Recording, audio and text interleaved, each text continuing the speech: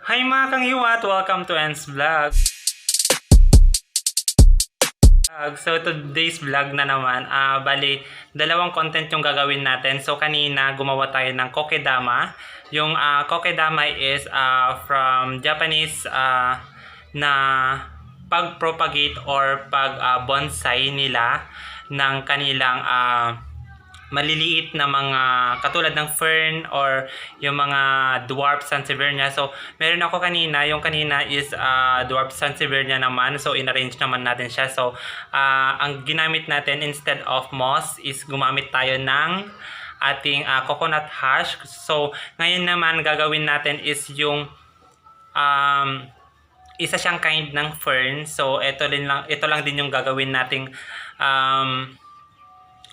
Kokedama ngayon. So, same process lang din siya. So, meron na tayo ditong nabilog-bilog na pinagmix na coconut husk at saka yung ating soil. So, before we start, mag-intro muna tayo.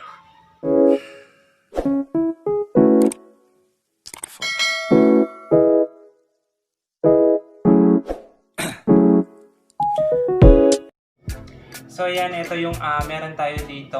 Dito natin ilalagay yung ating Kokedama, and then meron tayong stone dito na assorted.